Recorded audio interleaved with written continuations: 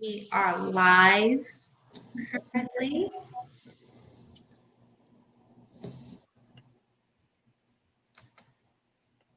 So good afternoon, everyone. Happy Juneteenth. We will be starting very shortly. Just wanted to say thank you to everyone that is tuning in. We want to just give everyone an opportunity to get settled and get ready for a really productive conversation. And how are you guys doing today? I'm doing pretty good. Thanks for having me. I'm glad to be here. Well, we'll kick everything off at noon. If you are, to our audience members, if you guys would like to just tune in and let us know where you are watching from, what area, what city, those type of things, please also invite your friends, anyone else that would like to about this discussion.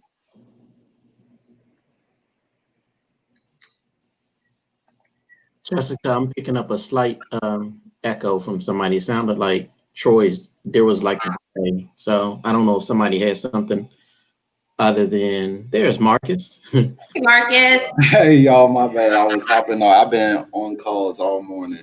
Yeah, no worries. So we are live, and so we're broadcasting on our website as well as to our Facebook and on YouTube. So we're going to officially start at 12, which we have 1 minute for. So I'll go ahead and just introduce myself. My name is Jessica Smith, and I am the Communications and Community Engagement Manager for the 11th Street Bridge Park. And we are doing community conversations as an opportunity for us to connect on different issues and also to share and learn from each other. And it's really an opportunity to just, as I said before, to really learn about different topics, different things that can and affect our community. And today we felt that it was extremely important just to have a discussion on what does it mean to defund the police? And we hear these terms of defunding the police and a few other things. And for some people, it makes them feel fearful. Other people, they are saying that this should have happened a long time ago. And other people are thinking that it means that things will become a scarier place. And so we want to just get some of the facts down on what this means. How does it affect our community? How does it affect the DC community as a whole? And what does the policy look like? What are some of the budget things and considerations that we should think about? I'd like to introduce our other moderator, Vaughn Perry. Like to introduce yourself? Sure. Thanks, Jessica. Vaughn Perry. I am the Equitable Development Manager at the 11th Street Bridge Park, which is a project of building bridges across the river. Certainly want to welcome the audience today and certainly hope that everybody's safe, both during the COVID pandemic as well as some of the civil unrest that we've been experiencing over the last 2 or 3 weeks. So I'm looking forward to the conversation.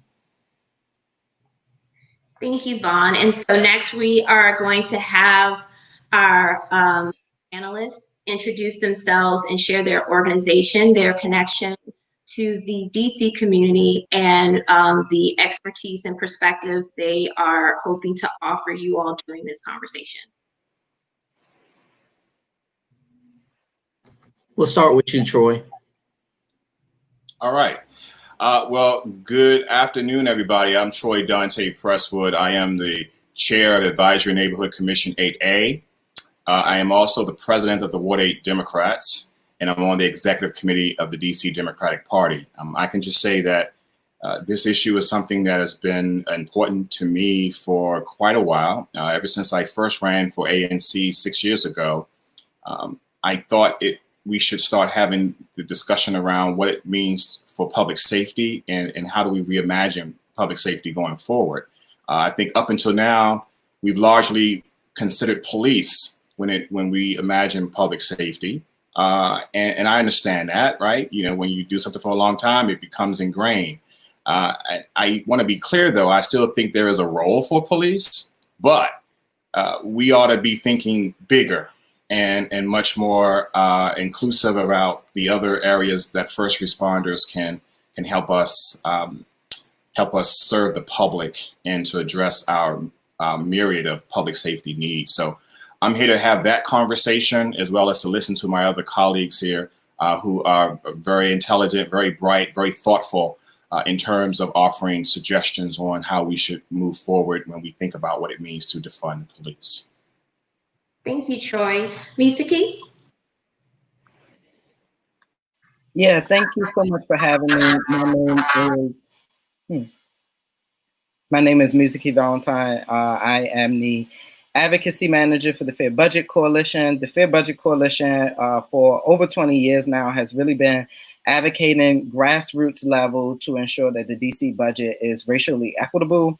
And when I say that, I mean ensuring that money goes directly to communities who are suffering poverty, who have inflictions with crime, who are dealing with substance abuse, ensuring that the DC budget and taxpayer dollars go back to taxpayers in a way that's going to help them navigate and survive the city. Some of the work that we've done recently, you will start hearing that people are asking for dedicated streams of public housing. That is a very new phrase that has come out of the Fair Budget Coalition to ensure that public housing is not just maintained and preserved, but also kept up. And so outside of that work, I am a Ward 7 resident, a first generation Washingtonian. My mother's from Baltimore, but I've lived in Washington, D.C. my entire life. And am just a normal community advocate. I think that there are a lot of injustices and oppressions that plague Black Washingtonians, from gentrification to displacement. And so when we talk about defunding the police, I want to be able to kind of highlight areas in the budget where there's money just sitting that most people don't know about, but also to help people outline what a foundation of reimagining community safety looks like. I guess that's me. So good afternoon, everybody. My name is Marcus Batchelor. I currently serve as the Ward 8 representative and vice president on the DC State Board of Education. So I represent 16,000 students across 41 public school communities here in Ward 8, and also get to help lead the board as vice president. I'm also a native Washingtonian, born and raised and still live in Congress Heights. And am glad to be a part of this conversation today because I think, as it was mentioned before, now is really the time to reimagine public safety in our city and our communities, both what role government has to shift systems to make sure that safety is a priority, but also how we as a community lean into those conversations and lean into creating new systems within our community to keep ourselves safe as well. And I think that the silver lining in the tremendous tragedy that we've seen around the city is that it's forced all of our communities and all leaders in government to have these conversations. And so my hope is that we really lean in and think radically about how we change those systems so that they don't have the tremendously both inequitable, but also tremendously tragic impacts that it's had on our communities in the past. And so I've had a lot of learning to do over the last few weeks about what this looks like and how we really reimagine public safety. And my hope is that other leaders around the city and that all of our community members really lean into those conversations, even though they might not be comfortable. And quite frankly, on first look, might not make sense. But now's really the time to have those conversations and think radically about how we do that. So I look forward to having this conversation today that hopefully sets the stage for conversations that we'll have around our communities during this budget cycle and the next, which is coming up sooner than we think, on how we really shift those systems to invest better in communities that need it most. Thank you so much, Marcus. I think that that's an excellent point, that for so many people, this is an uncomfortable conversation, but a lot of time things are uncomfortable because we don't understand them, and it's hard for us to imagine them. So we want to just start it off and make sure we're all on the same footing of what does it mean when we're saying defund the police. And so if you all can maybe just take 20 to 30 seconds to give a working definition for folks so that they can kind of, if they take nothing else away, like this is what defunding the police is, and then we'll dig deeper as we continue on. Marcus, would you like to begin? Sure. I'll just say, when I think immediately about what defunding the police means, it really is not just about cutting the police budget, but really investing more deeply in those things that we know communities and families need, those communities that have been disproportionately impacted by mass incarceration and police violence. So if we know that the typical and standard response for gun violence in our communities and to other negative social determinants of health in our communities has been to call the police. Now's the time for us to reimagine how we tackle the root causes of those issues that makes policing less of a necessity in those spaces. We've been having really good conversations, and I appreciate my colleagues on the state board for doing that too, to talk about what police-free schools would look like and how we inject the supports that students and families need into those schools that makes intervention by police officers for what is typically either adolescent behavior or responses to trauma, how we make the intervention for police less of a necessity in those situations. And so those are typically the ways we're thinking about what defunding the police means and reinvesting in community means. But I think it's not a both, it's not a either or. We've got to do both and, I think. Misaki? Yeah, so I agree with Marcus that a part of defunding the police is shifting public funds, and I want to reiterate that these are public funds, $500 million worth of taxpayer dollars in MPD's budget right now. So it's really about shifting those funds, as Marcus said, to the priorities and the policies that have been so historically neglected by this administration, the last administration, council members today, and handling the root causes of crime. We know that the system of policing was not created with the intent of equity and unity for Black people. Black people weren't even at the table when police officers were invented, when police was invented in this country. And so when we talk about reimagining public safety, there are a lot of people who are scared that the police are going to disappear.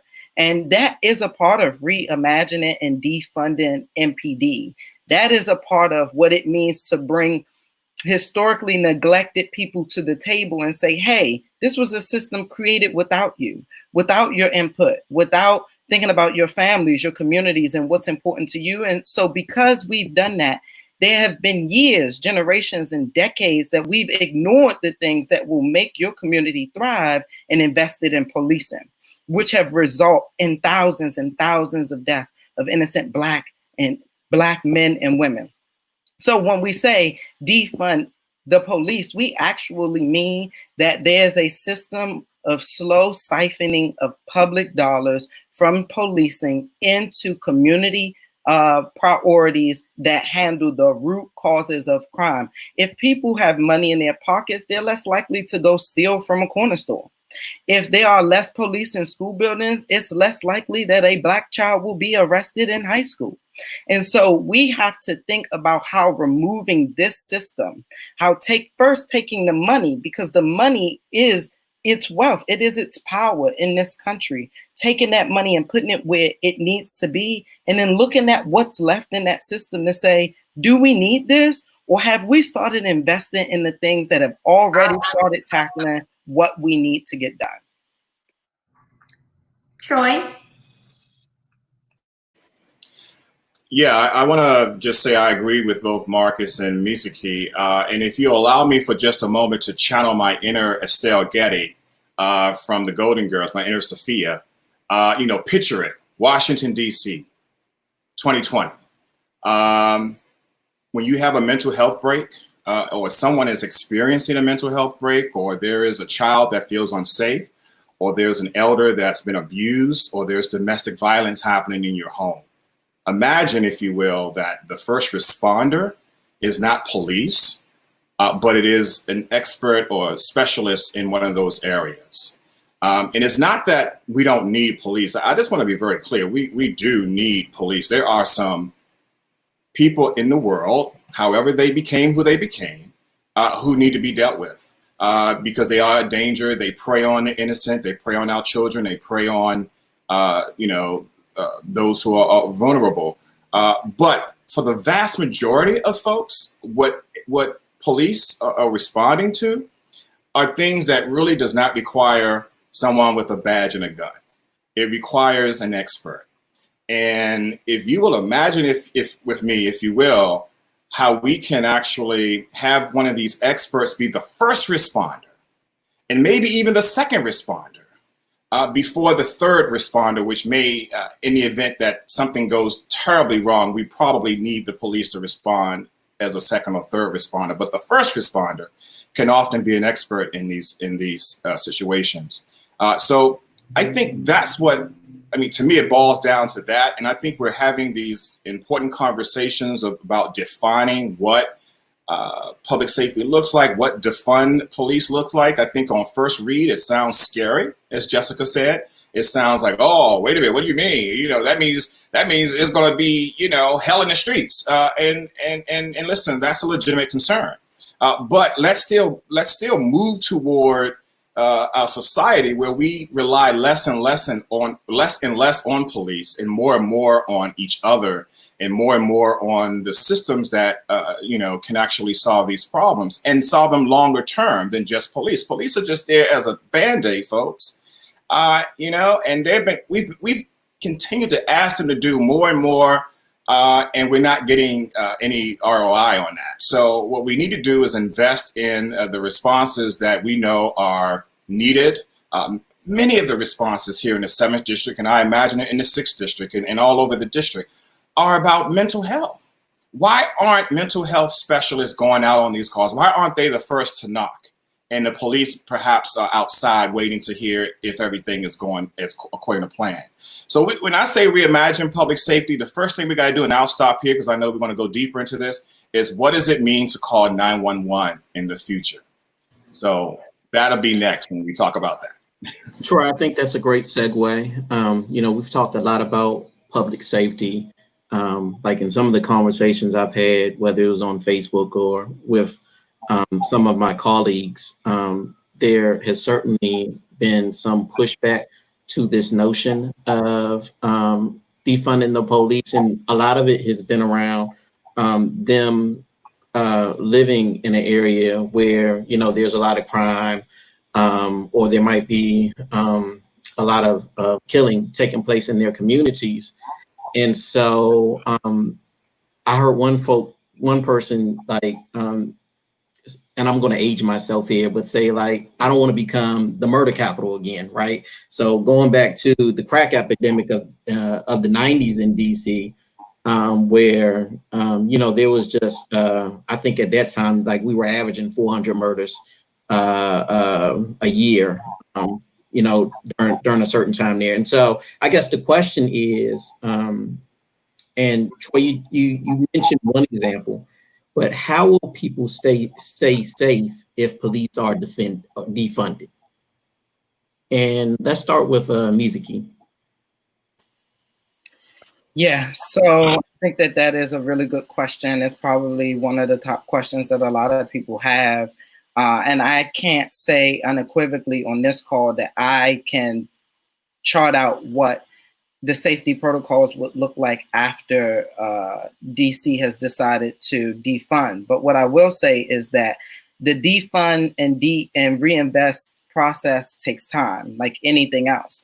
And what I'm seeing is that people aren't getting rid of the police per se, more as getting rid of some of those additional responsibilities that have been placed on their shoulder versus being able to handle criminal activities or respond to issues that require a police officer to respond to. Now, to be frank with you and personal with you, as a millennial, someone who has been racially profiled in my own home city numerous times. I don't really see too much, too many areas where a police officer would be necessary. Actually, in the 1960s or sometime, there was a law that was trying to create a system where police officers rode with social workers, and that the first person at the door was not a police officer, that it was actually a social worker.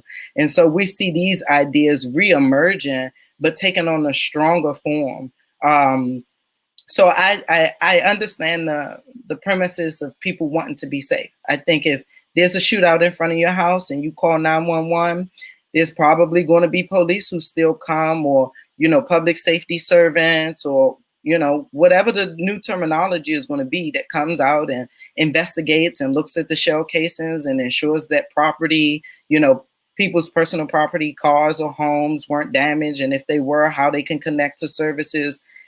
But I need to reiterate that, people who are saying, I don't want this to be the murder capital, we're already getting there. And the police budget has increased every year, except for last year when the council decided that we didn't need to. But beyond that, we've increased the policing budget every year. And so people have to start differentiating safety and police officers. Safety can be having, beautiful shrubbery in front of your home, as somebody mentioned in the call yesterday.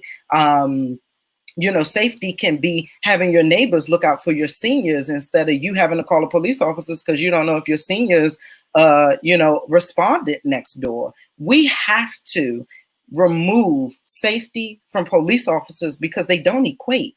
And we have years and years in history that shows that no matter how many police officers you put on the street, actually somebody got shot on Benning Road and police officers were right across the street. Didn't make the situation any safer. So we have to take this money, this $500 million, and say, how do we prevent people from going out and buying guns and needing a purpose to shoot someone on Benning Road? That way, if the police aren't doing their job across the street, it doesn't matter because there are no shootings, there are no thefts. And we have to get into that mind state in order to really reimagine public safety. Thanks, Mizuki. And Troy?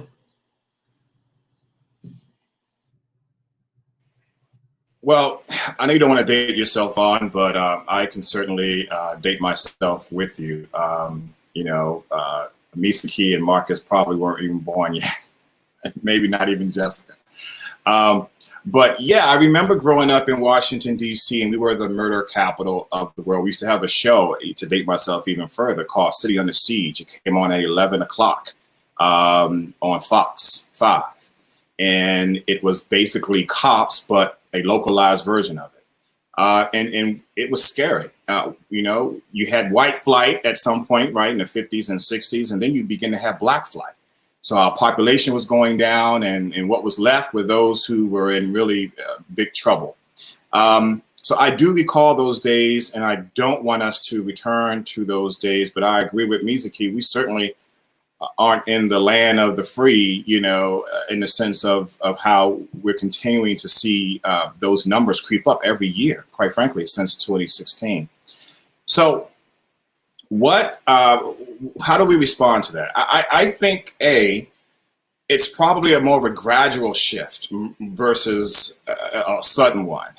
It is about, okay, let's look at our public safety budget because police falls under that, but in my opinion, so does behavioral health, so does, child protective services, all those, even services for homelessness and all of that.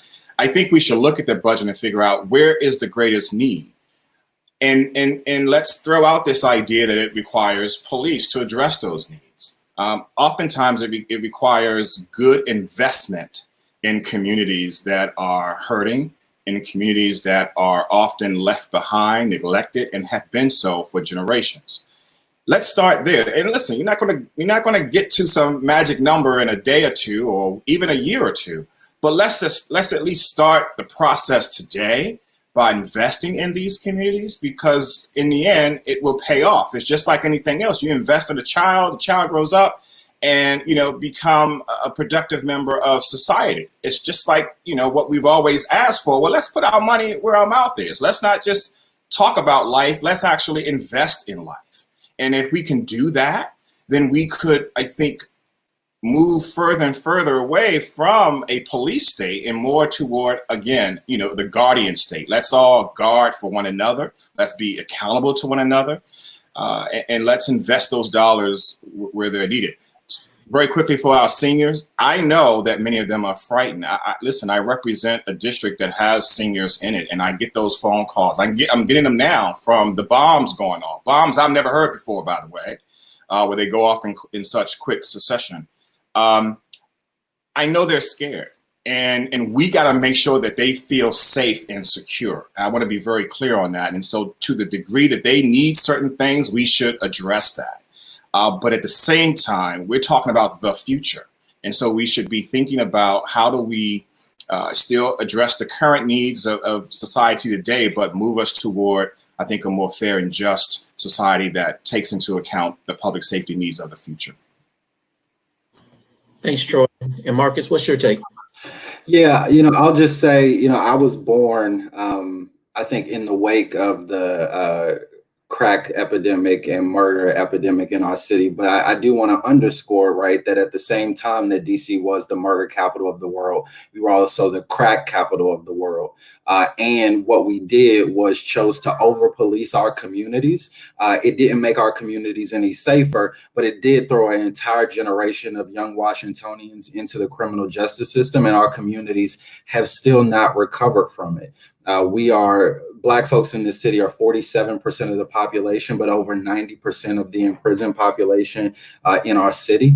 And so thinking about what we could have done differently then is the same that we could do now, right? But we were the crack capital of the world with a city that was both financially and politically ill-equipped to handle it. But what if, right, instead of arresting our way out of the problem, which we didn't, that we chose to put more folks on the street to deal with mental health and addiction recovery?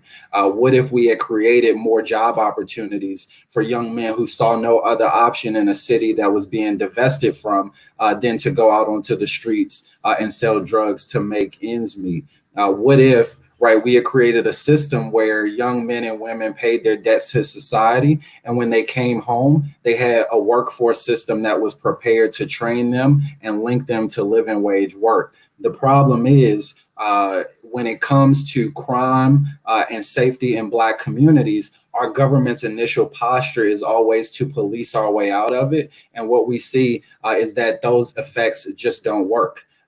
And the fact is, we have young men who were caught up in this system, young men and women who were caught up in this system the years after I was immediately born, and are returning to communities that look totally different than the ones they left behind. And still those barriers exist for them. And so when we talk about recidivism, right, and the dearth of opportunity we have for folks returning to our community or who need a leg up, right, to be veered away from lives of crime, we invest far less in those things than we do in policing. The Washington City paper just recently released an article that said that in 2018, we spent more on the Metropolitan Police Department and corrections than we did on programs related to jobs, youth, and mental health combined. That same year in 2018, we also saw the Metropolitan Police Department kill 3 Black men.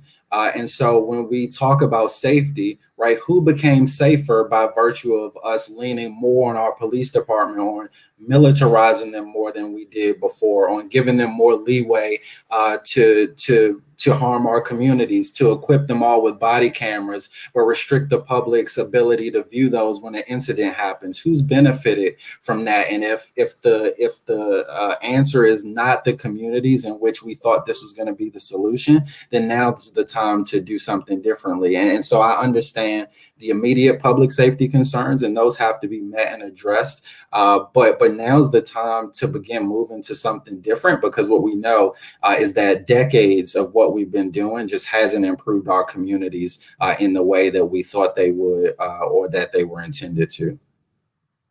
Thank you, Marcus. Michael Bento, he brought up an excellent point where he said that countries like Portugal have stopped treating substance abuse as a criminal justice issue. and instead address it as a public health issue. DC should employ proven strategies like this. And I think a really good next question would be for you all to help us reimagine public safety. And you guys have already kind of alluded to that, but maybe what does it look like for DC as a whole, maybe even as a nation as a whole, and then maybe what does it look like east of the river, and for those who are not local, east of the Anacostia River specifically, which has been historically disinvested communities. It has been also predominantly Black people who live in those spaces, and it has been under-resourced. So, and so our experiences east of the river is often a little bit different than what people experience in other areas of DC. So if you guys could just give us an idea of, from a national to DC to east of the river level of how does this look? What does this look like? Help us reimagine public safety in these different on these different levels. Well, really quickly, I'll just say, when we're talking about reimagining what public safety is, I think it's also important, and I know Mizuki touched on this a little earlier, it's also important to imagine right now what we're spending, right, in relation to public safety. Mizuki said it, right, we're spending over $500 million, right, on our police department, and there are things that, quite frankly, taxpayers shouldn't foot the bill for. I wonder, right, how much the city is spending year over year to settle, right, out of court on police misconduct cases, right? Why aren't police officers who act badly at work personally liable for the harm that they have on our communities?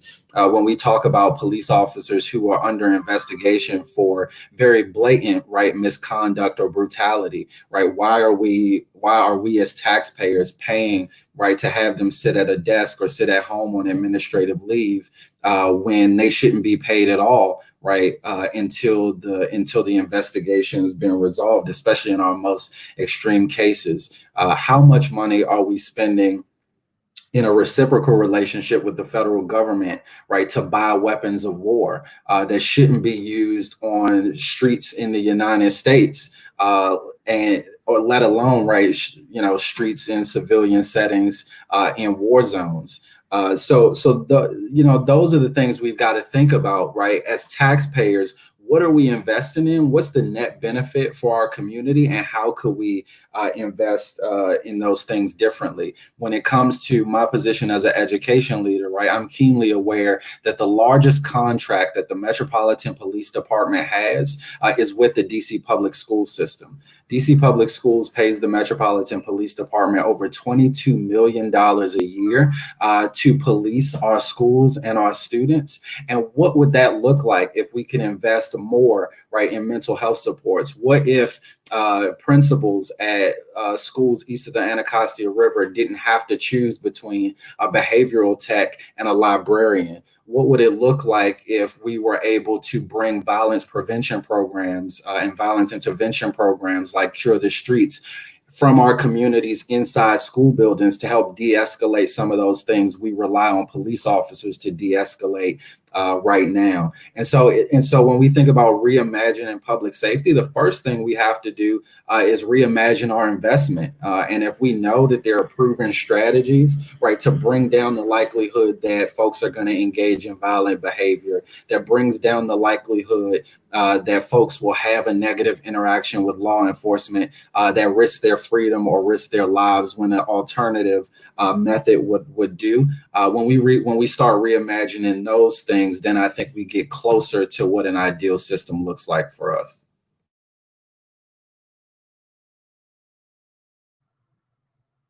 Mizuki, I don't know if you want to chime in. I know you have some pretty good numbers, especially when it comes to the budget and how some of the money that's currently in, for example, MPD's budget specifically, how those could be used, and it probably wouldn't even impact what we currently see in the police workforce. So kind of continuing off of what Marcus has shared, did you have any additional comments to that?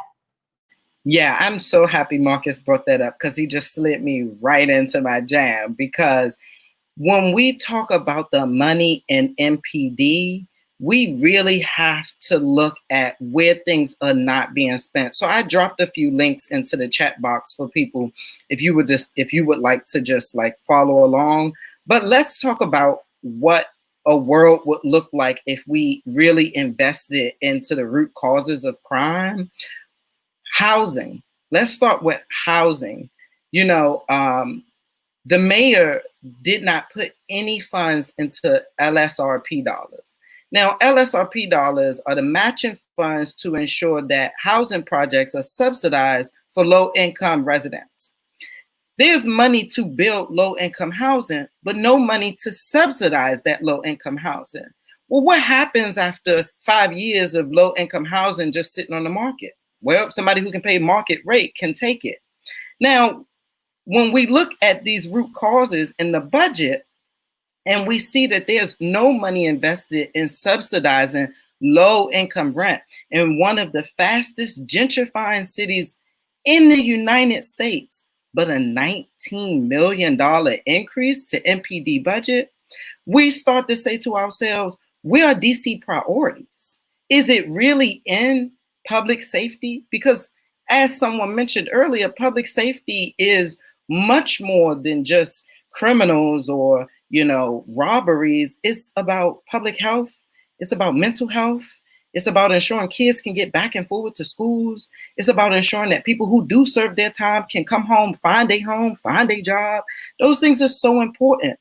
And we look at the budget piece by piece, and we see that the things that are really necessary have not been funded. Ward 7 and Ward 8 are food deserts. No money in the budget to address food deserts in Ward 7 and Ward 8. We saw cuts removed in community network based for mental health supports. Those things those things aren't anecdotal when it comes to bringing safeties into communities. Those things are real. They are necessary in order to make people whole. We see a divestment of $300,000 to bring new early child care centers to Ward 7 and Ward 8. How do you expect kids to grow up and be whole in their communities and respect and love where they grow up if there's no money placed there? Again, a $29 million contract between MPD and DC Public Schools, but no money invested to subsidize low-income housing. These are the things that people need to know when they're running around scared. I don't want to divest from MPD. MPD has over 200 vacant positions right now, holding up $11 million. Vacant positions from over 5 to 7 years that nobody has ever taken. That money has just been sitting there. $11 million can go to build more affordable housing. It can go to empower the Office of Police Complaints. It can go to strengthen the domestic violence crisis shelters. That's where that money can go. When we talk about this idea of new public safety and divesting and defunding MPD, it's not we're taking away resources that people are using every day. We're taking away resources that are sitting in a bank account. We're taking away resources for MPD to go train with, countries outside of the United States on terrorism. Using terrorism tactics in Ward 7 and Ward 8 on taxpayer dime. This is what it means to defund and, reinvest, reimagine community safety, doing what's right by the money. You can't say you want safer communities and then still allowing, young black men and women to come home from serving their time, doing the right thing, and living out in front of McDonald's, and then being upset that they're outside in front of McDonald's with a bottle, or going back to drugs, or looking for a life of crime because that's going to pay their way. When there's no money invested in those individuals, we have to just move past this idea and be more intentional about where the funds are going. And they don't need to go to MPD. It's just that simple. And can you connect the dots for us? So for example, you guys have mentioned twice about the amount of, or the contract with MPD with DC public schools, but you also mentioned how there are not behavioral health specialists, or counselors or those type of things. So how does this money or this contract, if you were to use it for other purposes, specifically for the school, can you help us connect the dots on what that would look like within the school? From my understanding, if we just remove the contract from MPD, that $29 million, you could hire 2 counselors for every school building in Washington, D.C. At a minimum, you could hire 2 counselors for every school in Washington, D.C. and still probably have some money left over. And how many counselors do most schools have now? I don't know if you guys have that number. I think Marcus can answer that better than I can. I've worked at 2 schools in Washington, D.C., both D.C. prep, and they were very gracious about having counselors there. But going to school in Washington, D.C., I didn't have any counselor. So I don't know if those things have changed. I know it's been a little minute. I'm still pretty young, but Marcus may be able to answer that a little bit better than I can. Well, and I'll just say really quickly, there are schools that have mental health professionals inside the building, but when we talk about the ratio of those professionals to the students who need those services, the District of Columbia has some of the worst staff to student ratios in the country. So when we talk about schools like Ballou, who could easily, want 6 or 7 professionals inside the building to do that work, they don't have the type of staffing that they would need. And because for some reason the schools that need the most support typically keep getting less and less money every year, that job gets harder for the students that they have. So we've got to change the way we fund our schools, but freeing up all of that money that our public education system is using as a response to that behavior could really be used to catch it at the root. And Troy, I want to give you an opportunity to chime in here as well in regards to I was thinking, for sure, thank you. I was thinking about when I was in school, we did not have police officers or SROs. We had, we had counselors. And in my high school, we didn't even have metal detectors.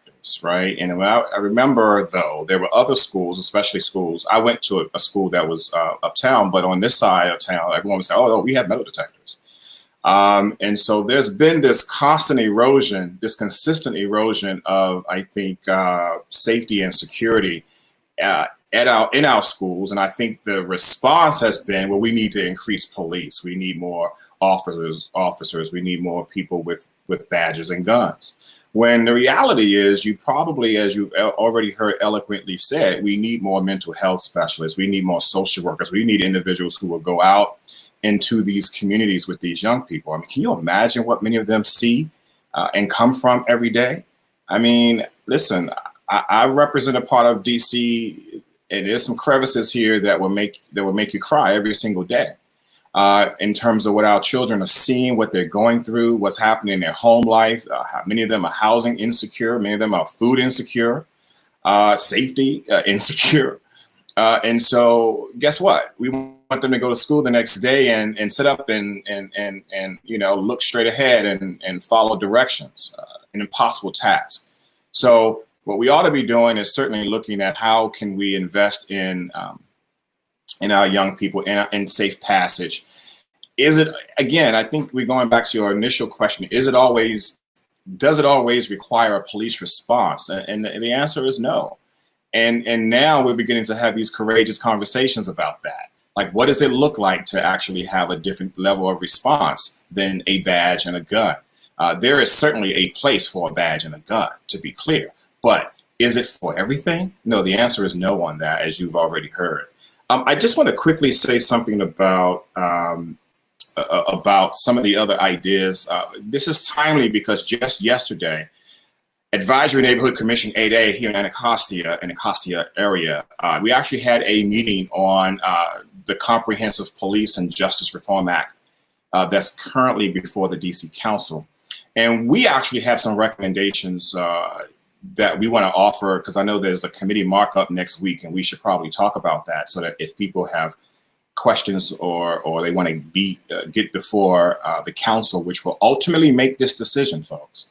Okay, there's a mayor had a budget. It's before the council now, and the council is marking it up. But some of the things we talked about, was, okay, so when it comes to police officers, we should tie their raises and bonuses to community feedback. Well, how good of an officer has such and such been? How engaging has this officer been? And, if there's no, just like how they do us in the workforce, if there's no improvement in your work performance, well, brother, you out of here. Like we ought to be having those real type of conversations. Officers who are deemed to have used excessive force should not be given the qualified immunity that we often hear about, and should be held liable, as well as the police department. We talked about the elimination of rubber bullets used by police departments operating in Washington, D.C., not just MPD, but there are a myriad of police departments that operate in D.C. And I think it makes sense for us to even think bigger beyond MPD. Certainly MPD has big jurisdiction over most of us, but let's think about park police, okay? Those of us who live in Ward 8 and Ward 7, and I guess Wards 3 and 4 and 5, well, hell, that's the whole city. We have national federal parks, and we know that they have a different set of rules than MPD. And so if we're going to have a conversation about public safety, they got to be at the table as well as the Federal Protective Services, a Secret Service, housing police. I mean, I can go on and on about all the different police departments we have in DC. And then the other thing that we've been asking for is, let's make sure that when you have police operating in DC, that you can identify them. They shouldn't be covering up any type of badge or their name. A request to consent. If you request to search consent, in the event that, okay, if I don't just jump out and search you, I need to ask you, is it okay if that's happened, if we can do that? Little things. We want SROs to rethink being inside of our schools, especially elementary schools. We want to have access to disciplinary files of officers within DC. Prohibit the use of neck restraints. That's a given, right?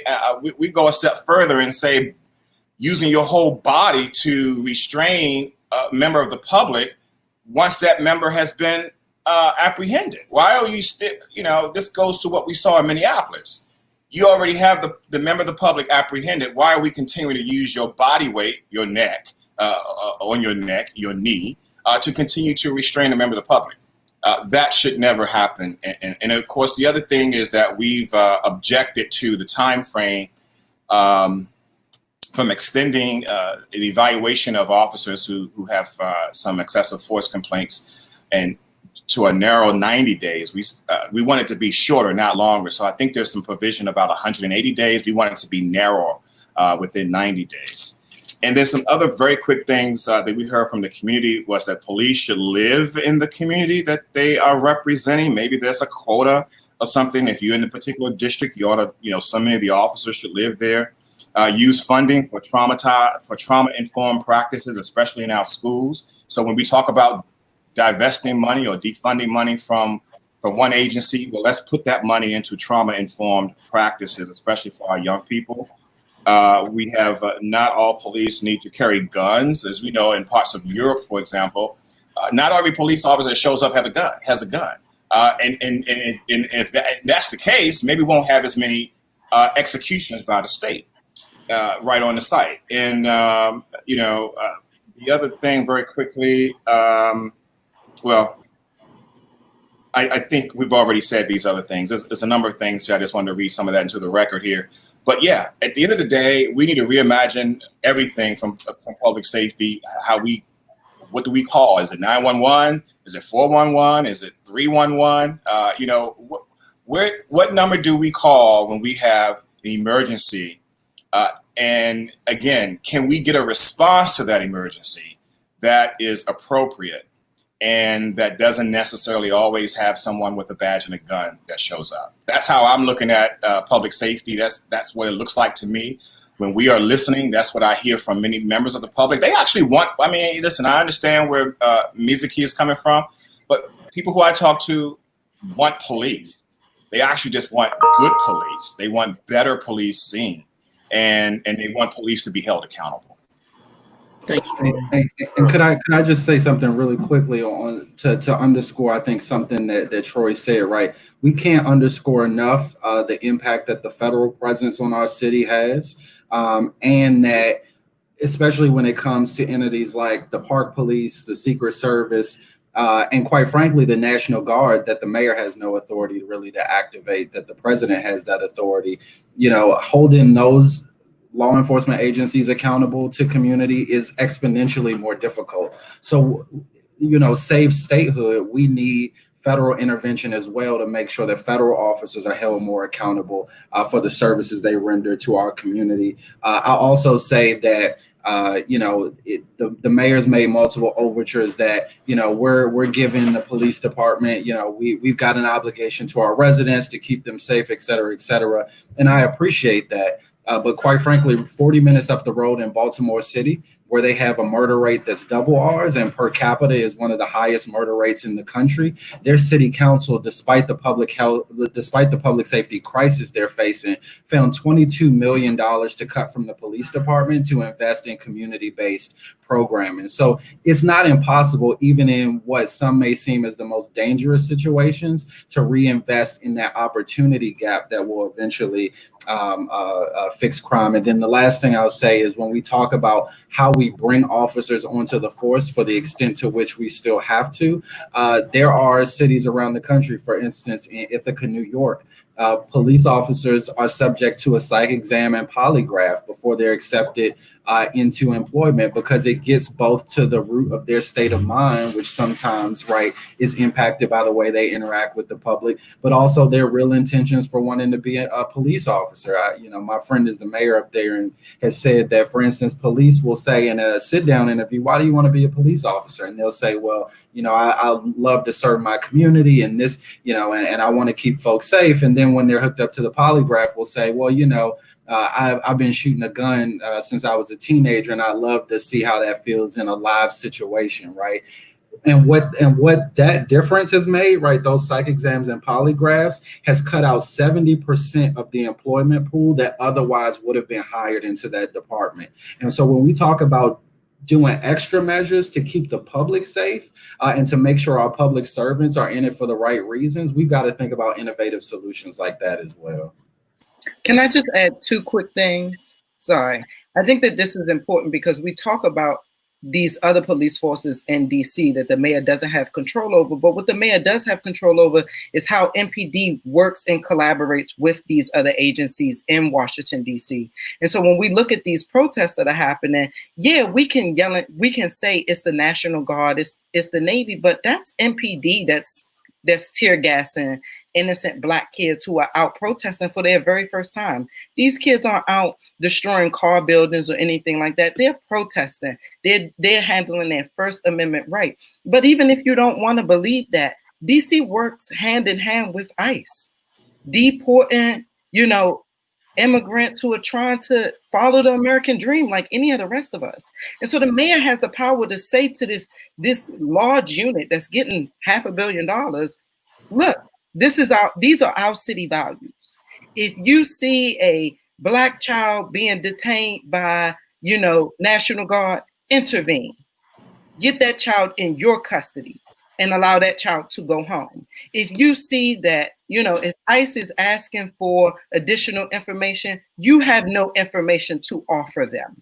That's the way, you know, if you want to talk about a holistic, real, you know, police unit, they have to be for the people.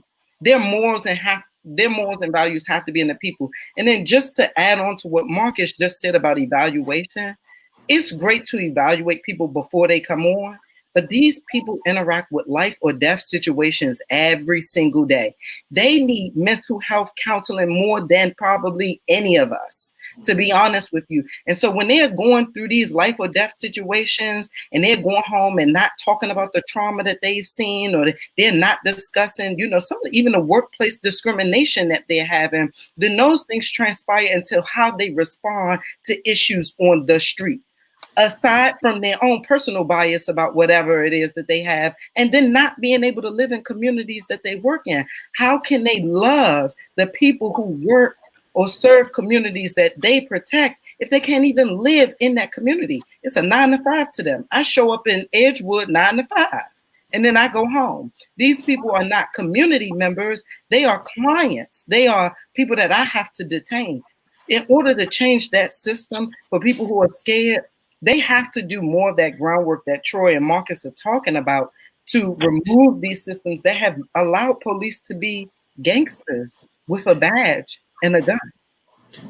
We appreciate all of the comments. It's something Misaki said, and I didn't mention this because I was like, I'm just going to the top line notes from last night, but Misaki just said something I want to reiterate, is the mental health checks for police officers. Like, many of them, last night I heard a constituent say, they're being, trashed, they're being attacked in many cases when they show up on the scenes for different things, and they know they're being recorded, they're being taunted. Also, they show up on scenes where there's death and mayhem and murder, and they go home, and of course they come back the next day. Who's checking on them? Like, what's happening with them? Like, that may be, I think, Misaki, to your point, a really big driver of some of the, some of the behavior that we're seeing from some of our officers. We know every officer isn't malfunctioning, so to speak, but man, what are we doing to protect? I mean, some of this, actually, we need to make sure that these responders are good as well, as opposed to, just saying, get rid of everybody. Appreciate it, y'all. I think all of y'all have made some fantastic points. We don't have much time left, but if anybody in the audience has any questions, we'll try to get to at least a couple of them before we close out. I believe this conversation could have gone on for 2 hours. Like, I'm so upset that we have to close out shortly. But Mary had a question / comment, and what it says is, aren't police, teachers, mental health workers, and all helpers just trapped in systems that don't work well in the first place because they maintain the status quo that has always disadvantaged Black people? Yes, we need them to do what they do in our communities, but will it ever be enough to address racism until we reimagine all systems? Ideas like reparations and universal basic income will help people reimagine their own lives, not just benefit or not from the systems around them. I'll just open it up for anybody that wants to, that has any comments on that. I'll just quickly say I agree with her. I mean, I think she just laid it out right there, bullet by bullet, point by point. We actually do need to reimagine all of our systems and break those chains, break those bonds, especially those that are deeply rooted in white supremacy and discrimination. So she's spot on.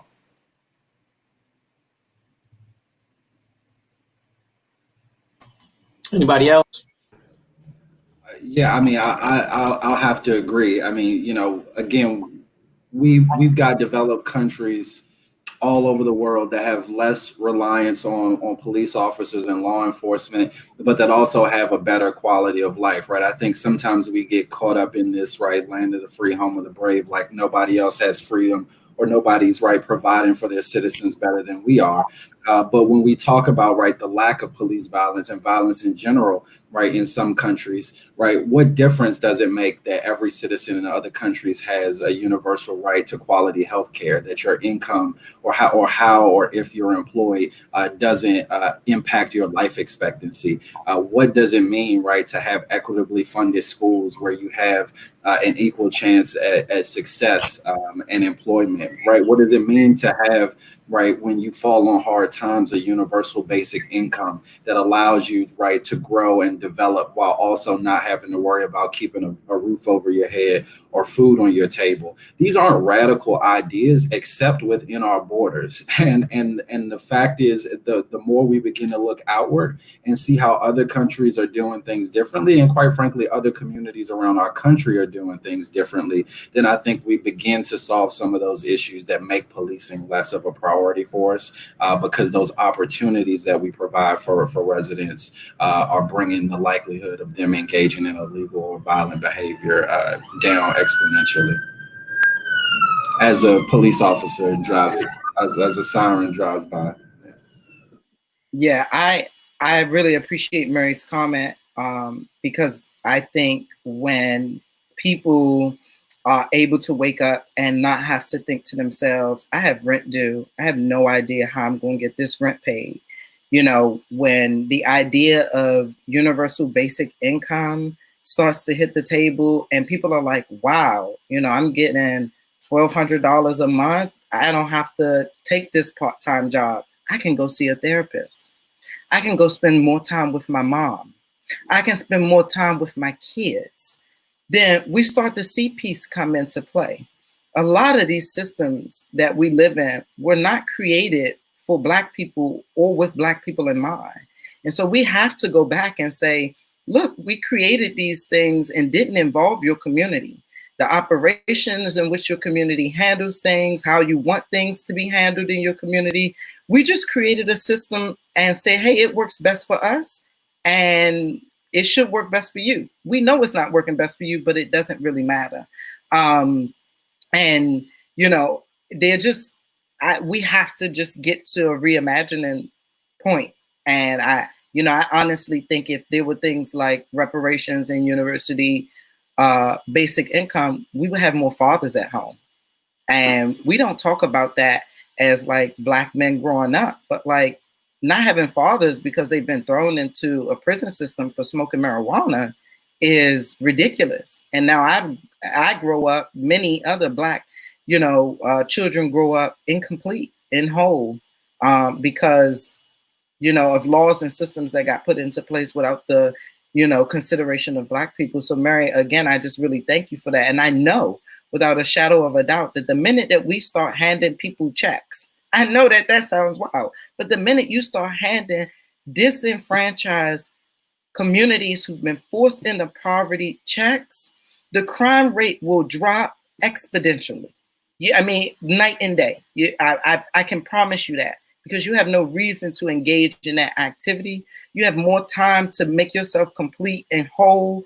You have more time to contribute to your community and realize the things that have to get done around you. And you have more time to actually do it instead of working 3, 4, 5 jobs. So again, just thank you for that comment. Shout out to the Yang Gang. Right.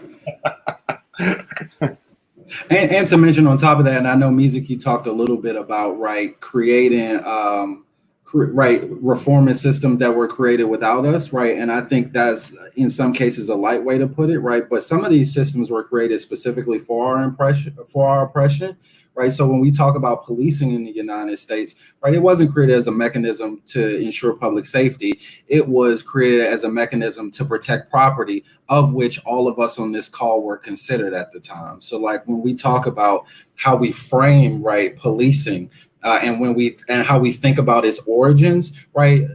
Originally, right, it wasn't a public safety institution; it was a property wrangling institution, and so we've got to look at those roots. And some systems can be reformed, and some systems have to be thrown out. But we've got to distinguish the difference. I think you guys have really all made outstanding points, and as Vaughn has already said, like, we just need for probably each point you made like an hour to just sit and like dive into it so deeply. And as you all have said, it's just that we really have to reevaluate our systems, and defunding the police or reallocating funds, whatever term that makes people feel good about it, whatever works, we have to look at it as the point.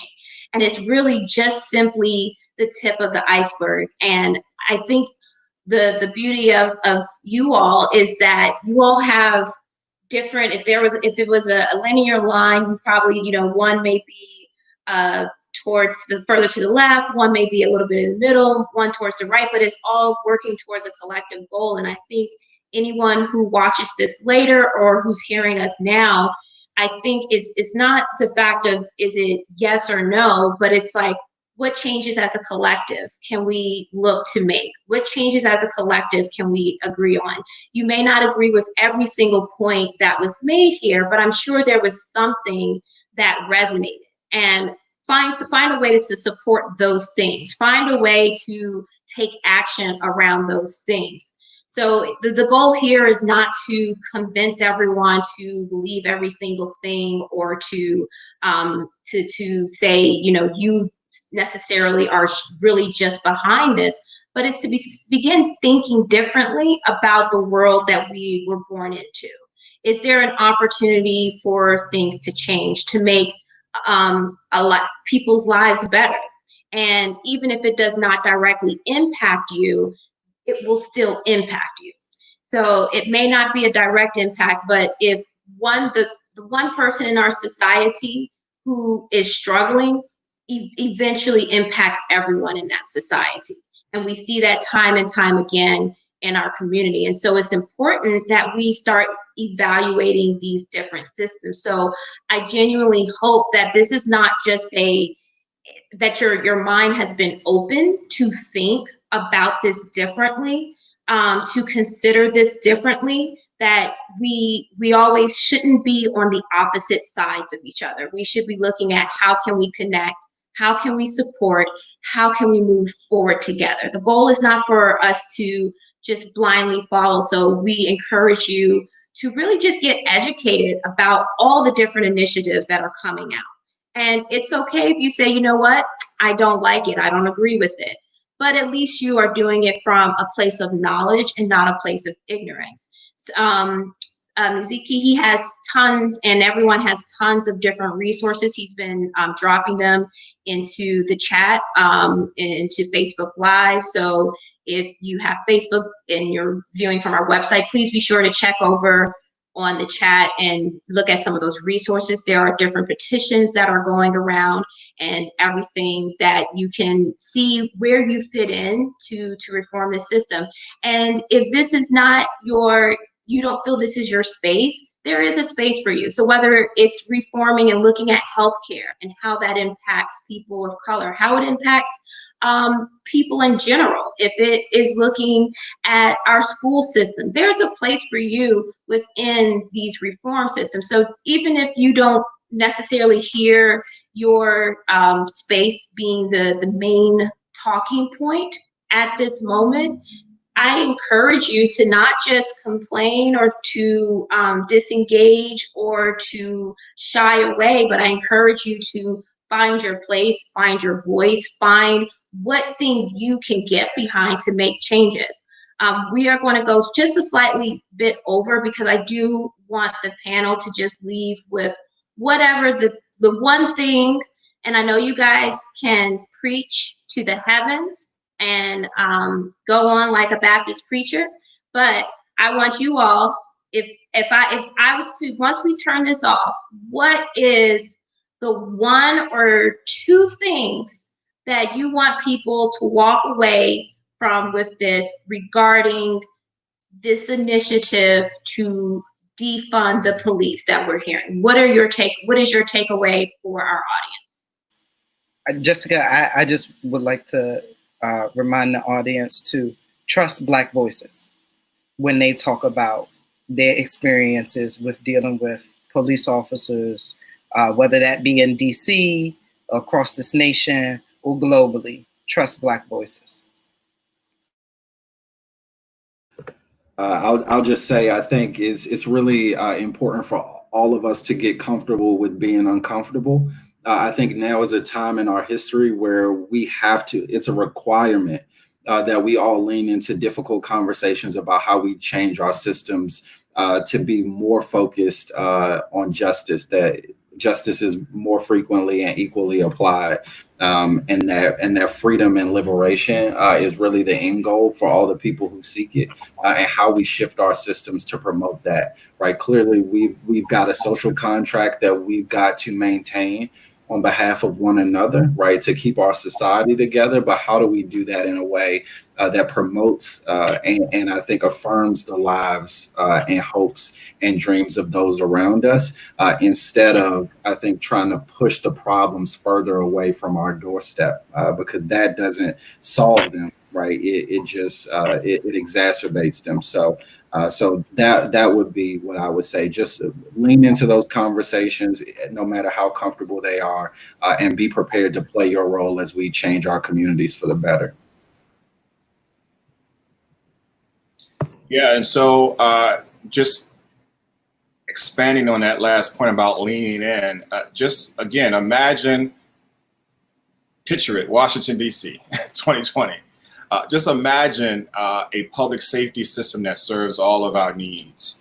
That, certainly there's a place for, police, but there's a bigger place for all of us and for all of the agencies that are charged with protecting and defending us. And then on top of that, keep in mind, there's a whole big world out there of nonprofits. There's a whole big world of churches and mosques and synagogues. All of us have a role to play when it comes to public safety. So I just implore all of us to think differently about public safety going forward. Think bigger, think wider, dream the impossible dream. And then if we do that, we will land in a place where I think all of our needs are met and we can feel safe and secure at home and out in our communities. I'm so thankful for all of you all. I believe that this has been an amazing conversation, and we've been getting great comments, how people have enjoyed you and how they've learned a lot from you all. So thank you, each and every one of you. We couldn't have asked for a better panel. Certainly thankful for those people that were able to tune in. And hopefully, if you didn't get a chance to tune in or share this with people that you think, will be able to learn from this, because a whole bunch of nuggets were dropped during this panel session. And then finally, I want to just thank my co-moderator, Jessica, for helping to organize and to facilitate this discussion today. And I'll hand it back off to you. Thank you all. Thank you all for lending your voices to this. It is just so needed right now for us to have these discussions and to be able to, like you said, get comfortable with being uncomfortable. So until next time, thank you all. Thank you so much. And thank you everyone who took the time to tune in. Please share this video, share it with folks as you guys are arguing and debating on Twitter and, trying to get an idea of systems of oppression into, 200 characters or whatever. Go ahead and just drop this link to help give a broader understanding of what this is meaning. So thank you to our audience and happy Juneteenth. Happy Juneteenth. See y'all. Thanks.